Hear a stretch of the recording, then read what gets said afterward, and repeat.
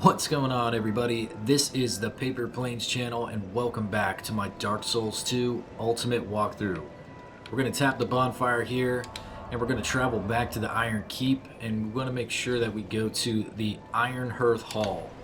Alright, everybody, when we arrive at this bonfire, we're going to go to our equipment panel, and we're going to switch out our Dranglic shield with our parrying dagger, because we're going to do the boss fight with the pursuer. And as you guys know from previous episodes, the best way to beat him without a ballista handy is to use your parrying. So the parrying dagger gives us the best opportunity to do that. We're also going to equip a sorcerer's staff in our left hand and make sure that we have the great magic weapon attuned. That way we can cast that on our right-handed weapon. Okay, so once you have your inventory set up the way that you need to, we're going to head down the stairs here, cast great magic weapon. Then we're going to switch to our parrying dagger. Now we'll enter the boss room here. You see they approach in the center. We're going to go ahead and target them. Don't worry about that mob in the doorway behind us, or behind the boss. You basically need to be on top of your parry game for this boss fight. And I know it's tough because you don't get to fight this enemy too often. But whenever they're doing that charge up attack, that curse blade, that's when we can back up and evade. You can heal if you need to. Or you can heal after a successful parrying land is landed. Lands. I don't know what the fuck I'm talking about. Just go with it.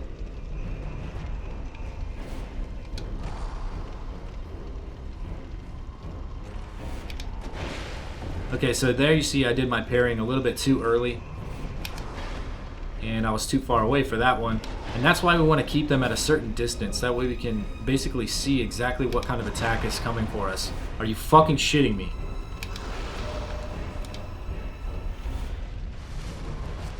I feel like I just saw the boss's health meter tick up. And that would suck if he heals over time.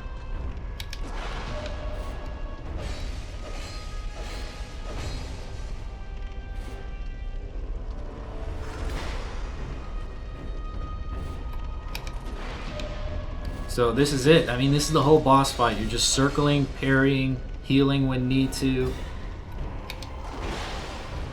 That fucking attack.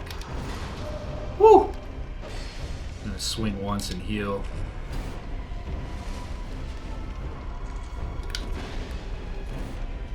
Let's get some more space.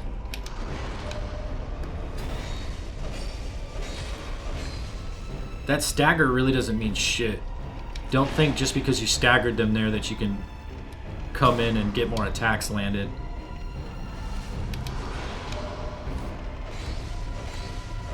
It's pretty much like almost like a rope-a-dope type move, I think.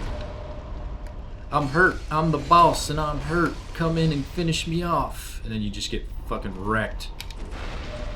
Now we should be able to kill him here, so I switched to dual-handed. Fucking pursuer, you piece of shit.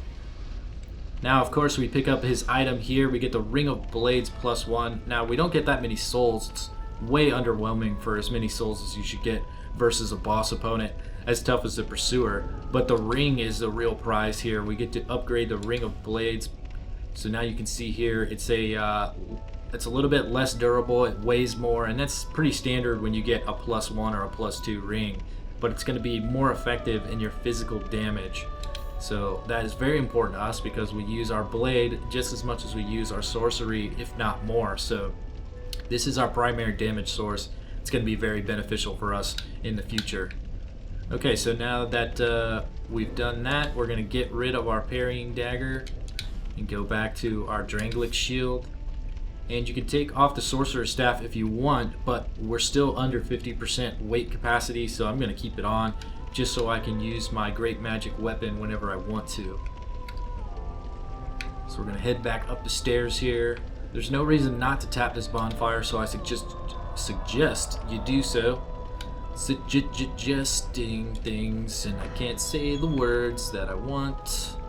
Okay, so we're just gonna fight this guy right here. He's really easy. You don't need to use sorcery or anything. Just come at him with your shield. Get behind him, kick him in his dick, and then backstab him. It's all good. What the? You survive things that you shouldn't be able to survive. So there we get his leggings. That's just a random drop. That's not something that he'll drop all the time. You can kill these two guys down here with your range to get some cheap souls. And this is a phenomenal area to farm because you're right next to a bonfire and these enemies give you enormous amount of souls.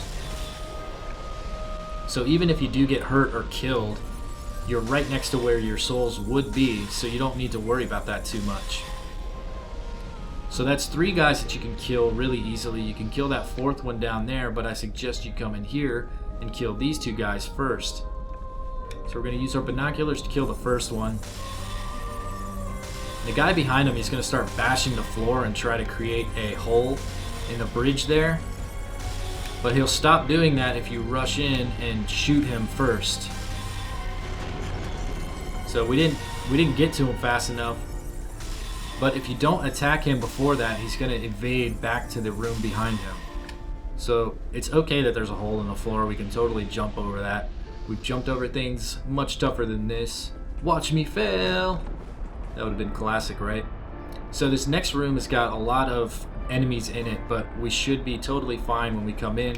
So just approach with your shield and deal with this archer right away. They're your only immediate threat. Once they're dead, I want you to pull this lever and you're going to kill those 2 bad boys in the center there. So that's some more free souls.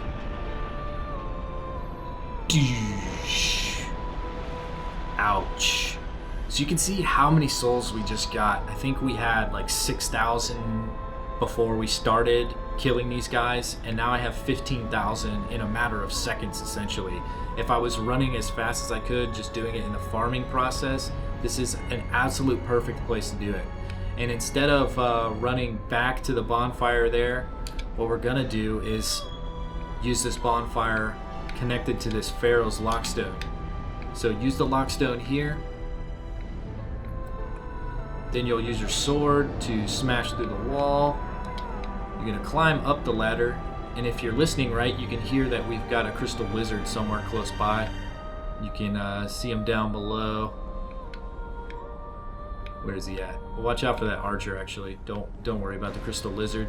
So we're gonna get this chest first. Pick up that loot, the Thunder Quartz ring. We're gonna read about that. Read all about it. I think it's this yellow one. Thunder Quartz ring +1. Now we can actually purchase the regular Thunder Quartz ring, but it's not really worth it unless you just want to have everything, because we don't really need to defend ourselves against lightning defense this early on. But we'll read about it here. The Thunder Quartz ring +1, a ring bestowed upon students of a certain standard at the Melfian Magic Academy. Its lightning quartz increases lightning defense. Pyromancer Glocken crafted so many of these replicas that they became widespread, such that his fellow magicians harshly scolded him for undermining lessons gained from harsh training. So you can see here, this is basically a specific item that you're going to wear in only brief instances. So it's not like it's a vital ring that you're going to use very often, but it is something that you could use if you're fighting against a boss that uses a lot of lightning damage, or a PvP opponent that's using a lot of faith miracles and things like that. So we're going to tap this bonfire, and you can go ahead and rest here as well. There's nothing that's going to respawn that you need to be worried about. So if you want to farm in this area and generate a shit ton of souls, this is kind of the cycle that I suggest. You start from that other bonfire and you kill the enemies that I showed you, the first 3 Elan Knights. Then you go and kill the big fat turtle guards, and then you run into this room, kill the archer, and then drop the lever and kill those other 2, and then you'll come to this bonfire immediately, and then travel back to that bonfire and repeat the whole process. It's really quick, it's really easy, you get a shit ton of souls, especially if you're wearing your silver serpent ring. So do that if you like. I'm not going to do that because we're on a pretty good pace as far as souls, so we don't really need to farm anything at the moment.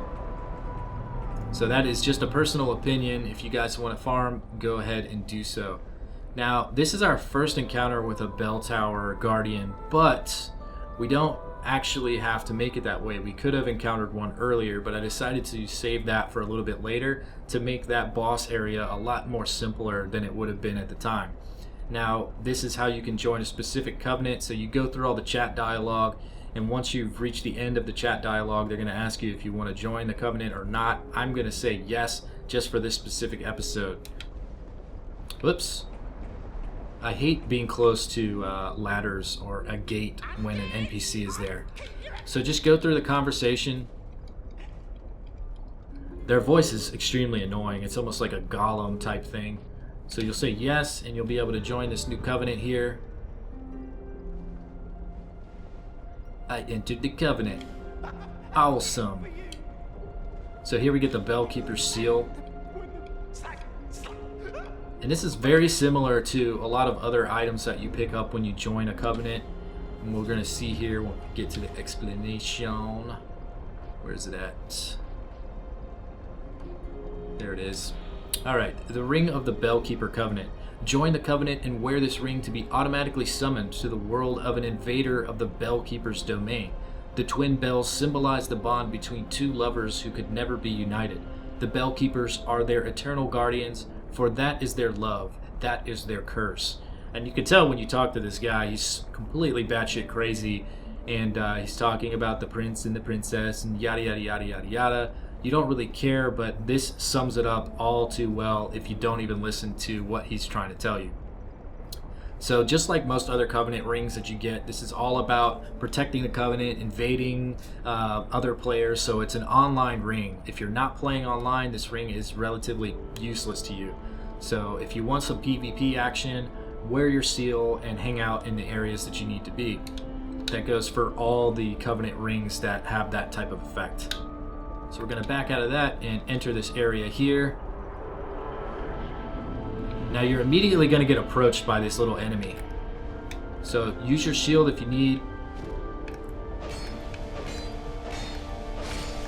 Now the thing that you got to be careful about is damaging the Belfry next to you. So just step back a little. Whoops. That's some damn good attack right there.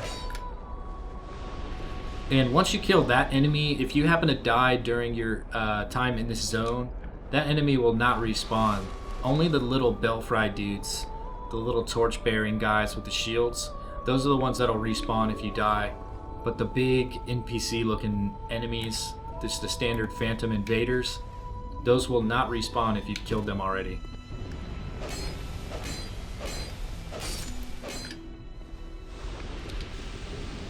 Nice. Fire Whip. Now you can't really do much to these guys over here. We don't have an AoE spell that's going to do anything to them. But if you did, it'd be a good way to get some quick, cheap damage in on them. So there's a lot of spice hanging out in this area. There's 3 spices that we can grab. Don't approach too close because we don't want to aggro that greatsword wielding mofo in the back there. Just want to take on this guy really quick. Now they'll switch to their bow and they're really quick with that, so you got to be careful. They don't have a lot of poise, so you can step back and just time your attacks. When their shield's not up, you can stun them pretty easily. Okay, so we'll get the attention of this guy, but we want to kill him with range. So we're going to go to binoculars. Once he starts coming in, make sure that you target him. Even if he's blocking, he takes a pretty good amount of damage. But you do not want to let a great sword enemy close to you. Those things are fucking brutal. If they hit you with it, even if your guard's up, it does so much drain to your stamina. It's just highly advised to kill them from range if you can manage. So here you can pull the lever and it's going to ring the bells. It's like calling your sweetie. Hey baby, I'm here. So here's another spice that we're going to grab. Now we can go, actually we're going to keep our range attack because when we get to the top of this ladder, we're going to have to deal with another invader. They're very easy to kill. They've got 2 Avalons. Those are like machine gun crossbows. You can see there what it looks like when he fires it.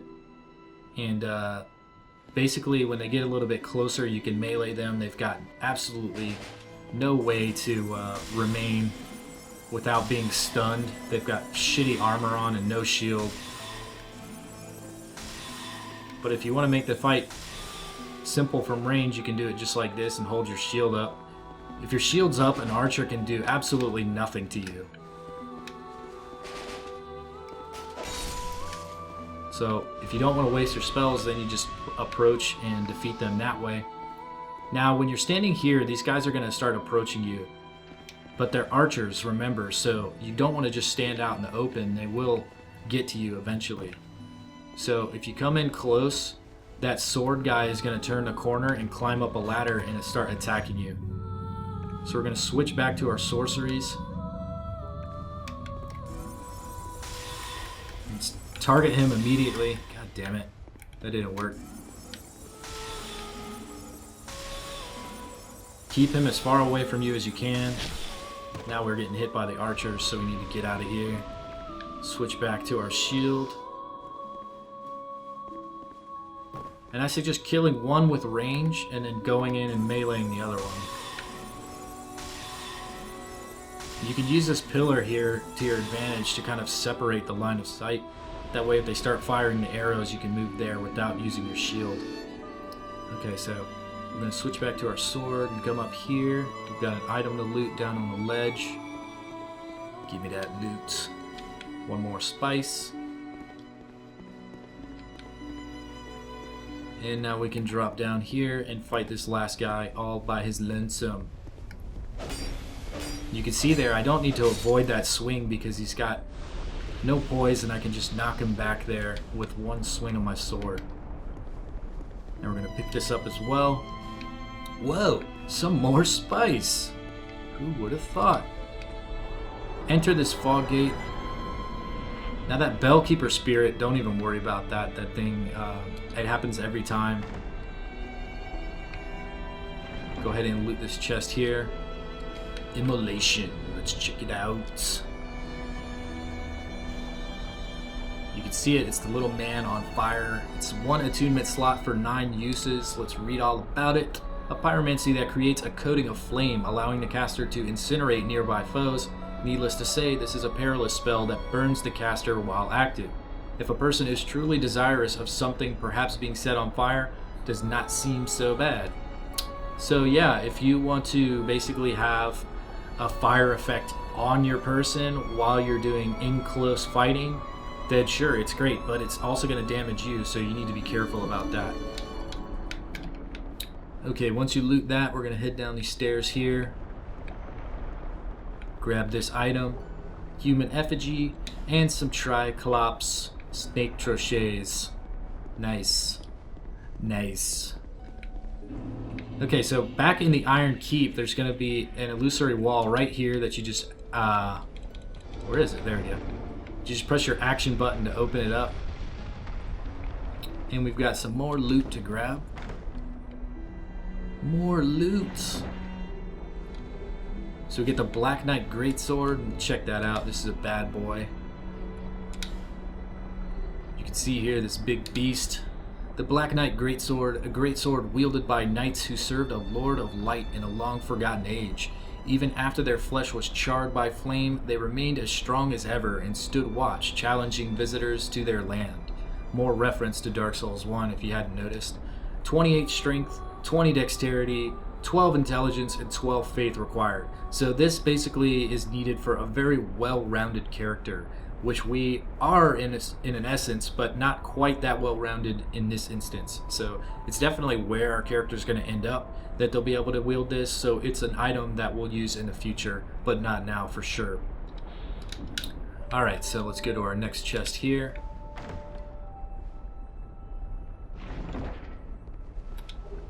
Protective Chime and the Grand Spirit Tree Shield. So the chime is obviously a cleric's item. We'll go check it out. Here it is, the Protective Chime. It takes 25 faith to equip. It is a sacred chime commonly used by clerics of Lindell. A catalyst for miracles and hexes, a sacred chime serves to conduct the power of miracles, but in the past, something entirely different served the same purpose. Awesome. Yeah, okay, so again, a faith-based casting weapon. We're not going to use it for a very long time. The Grand Spirit Tree Shield requires 10 strength. You can see all its stats here. It's definitely a nice upgrade as far as certain physical resistances, or not physical, but here, we'll switch to our shield so I can compare it to something like that. So you can see here that the resistances that it improves upon on the Drangleic shield is everything besides physical. And that makes sense because our physical resistance is already at 100. So if you want a more well-rounded shield for overall elemental damage and things like that, then you're going to equip something like this. But I don't suggest that because it's so rare that you take a certain type of damage over physical that if you're going to use a specific shield like a lightning reduction or a flame reduction, then you want to focus on using that most appropriate shield for that damage reduction in that zone that you're at. So don't just put something on that's the most well-rounded. You always want physical damage reduction as a priority unless you're fighting against a specific opponent that deals an overload of dark, lightning, fire, magic, whatever it may be, and then use your shield that's appropriate for that battle. So this shield will probably not be used very often at all. Okay, so now we can back out of that, and we're going to head down here. Now if you need some health or you just want to reset, you drop down to this bonfire, or we can continue through this level. But at this point I'm going to hit the bonfire, and I'm going to travel to the previous bonfire that we were at, the Iron Hearth. Now if you're wondering where the heck this bonfire is, it's a Belfry Sol bonfire. So the bonfire we're at right now is the Belfry Sol approach. So if you need to get there in the future, that's how you approach it. So we're going back to the Iron Hearth Hall.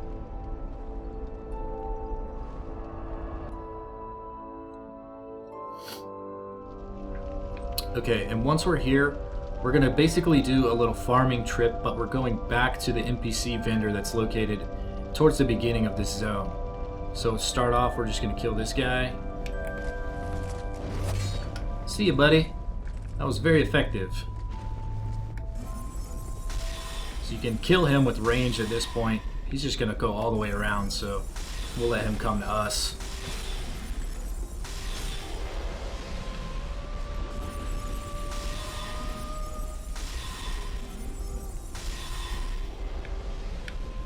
So just keep an eye out for that enemy whenever he decides to move back this way.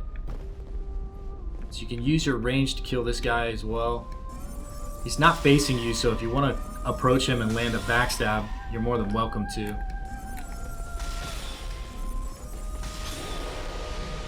Drop down here, go back to your shield. There's going to be an enemy on the bridge. They're going to be easy to handle.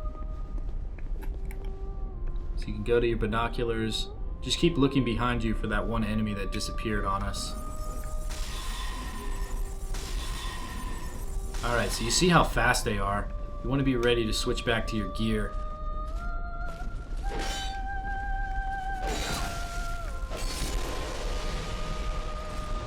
Where's your buddy? I know he's gonna sneak up on me and stab me in the butt when I'm not looking. It's like fucking, this game's turned into prison wars now. I gotta watch my ass every time I step around the corner. Fresh meat. So you can of course kill him if you want, but it's probably not worth the effort at this moment. We got 3 more guys in here. Whoops. Nice.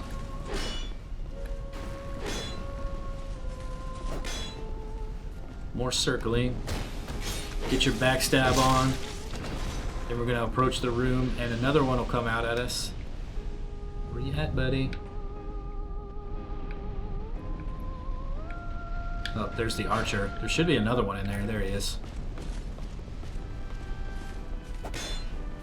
Don't stand too close to the ledge there. Their attack when your shield is up can knock you back into the lava, so that would be a really, really, really bad thing.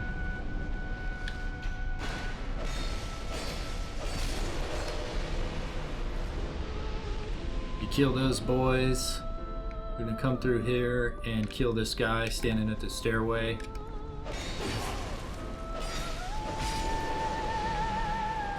Get him dead. Then you can lean over here and kill these other guys.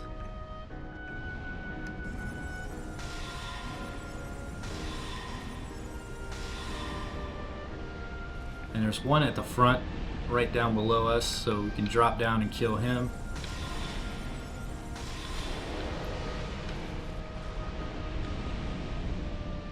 Now we killed the guy at the top of the stairs earlier, so you don't have to worry about that. And we just killed that guy at the top of these stairs a second ago. So now we're going to approach our vendor here. Well, so we're going to go to the buy item area. We're going to spend some of these souls. And I suggest buying every one of the offensive spells here. We don't need to buy Hush or Fall Control. You never need to double up on that. You're never going to use that many instances of that spell. So buy the hexes as well. Then if you want, you can purchase some of these other items here, especially these carvings. These carvings are ways to communicate with players when you're playing online. You'll throw it on the ground, and it's not a one-use item only, even though it shows one in your inventory. It's something that you can repeatedly use over and over again. So if we bought the hello carving, you'd throw it on the ground and it would be like, hello. And the same thing for thank you and I'm sorry. So they're kind of like troll tools. People like to use them in PvP after they fuck you up. They're like, I'm sorry. You know what I'm saying? So if you like that shit, go for it. It's pretty fun.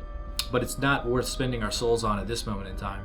And then you've got all these armor sets. So if you want to use something like increased item discovery, make sure to get the cap, stuff like that. So if you feel like you need to spend your souls on something like this at this moment in time, I suggest you do, or you can of course come back later.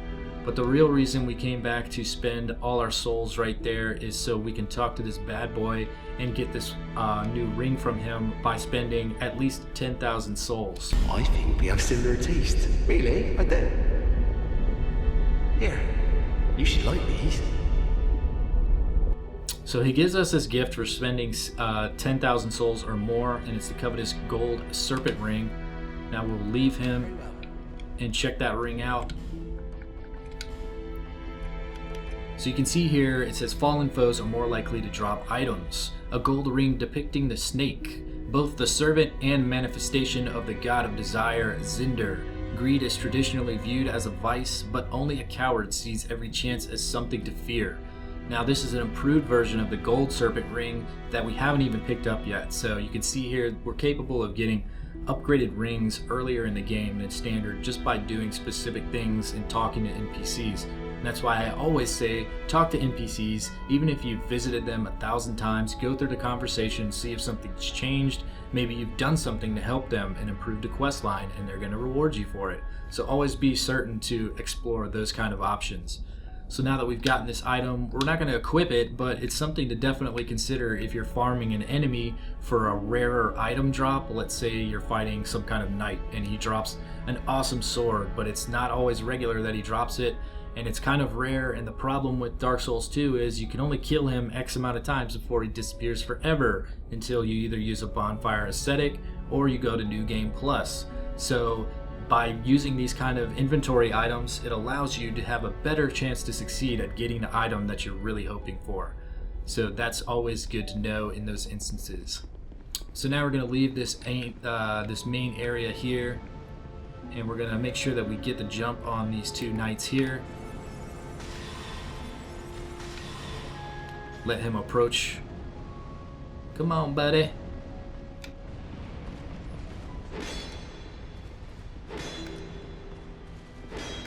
Get our swing on. Now we'll go deal with his friend that's around the corner to the right.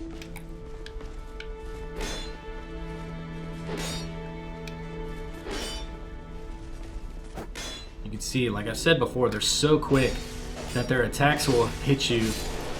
Even if you're circling with your shield and navigating around them, their attacks are they're so fast. So you always want to have your shield up. And we're just going back to this bonfire over here, so I wanted to finish off killing a few of those guys since we were close to their bonfire anyways. So now we're going to tap this one and head back to Majula. Majules, my favorite shopping place. And now we're actually going to go visit our blacksmith here. And we're going to upgrade our sorcery catalyst. So you can see here we haven't upgraded the witch tree branch at all, but we're going to make it uber powerful now. It's going to be much more powerful than it was, and that's going to be very beneficial for us. So here you see we have a +7 witch tree branch, just like our sword here, +7 Haid Knight sword. So now we're going to be even more powerful for the future episodes to come. So go ahead and back out of that. And we're going to head back to our bonfire here.